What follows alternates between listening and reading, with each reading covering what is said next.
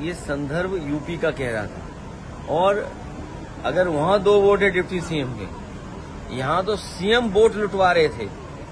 वहां तो deputy CM के 2 ही वोट तो नकली निकले। यहाँ तो सीएम बूथ लुटवा रहे थे। कोई कल्पना कर सकता है कि बूथ लूटा जाएगा आपका, और वो भी सीएम कहेंगे तब बूथ लूटा जाएगा?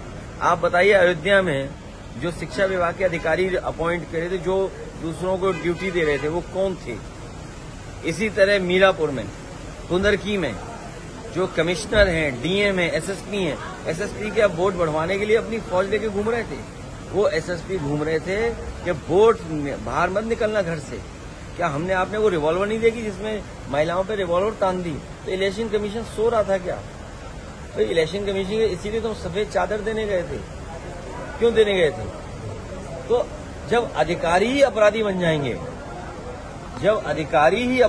जाएंगे, वोट छीनने के लिए, तो ये कार्रवाई कौन करेगा? सरकार को कार्रवाई करनी चाहिए, इलेक्शन कमीशन को कार्रवाई करनी चाहिए। अधिकारियों को अपराधी न बनने दें। इलेक्शन कमीशन से हमारा निवेदन है और सरकार से भी निवेदन है। सर, कल से विधानसभा सत्र शुरू है। देखिए, ये वोट का जो मसला है बड़ा है। जब इतनी चीजें उपलब्ध हैं, इतना रिसोर्सेज है, तो चुनाव आयोग को, सरकार को ऐसे पुख्ता इंतजाम करने चाहिए जिससे कहीं किसी का फर्जी वोट न बन जाए। और क्योंकि बीजेपी एक्सपर्ट थी वोट बनाने में, वोट कटवाने में, और सबसे ज्यादा फर्जी वोट भी बीजेपी ने बनवाए। जब उन्हें वोट की कमी पड़ गई जीतने के लिए, तो उन्होंने पुलिस आगे कर दी।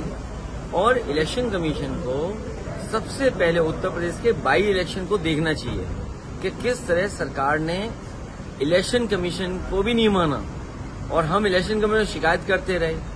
इलेक्शन कमीशन ने कोई कार्रवाई नहीं की।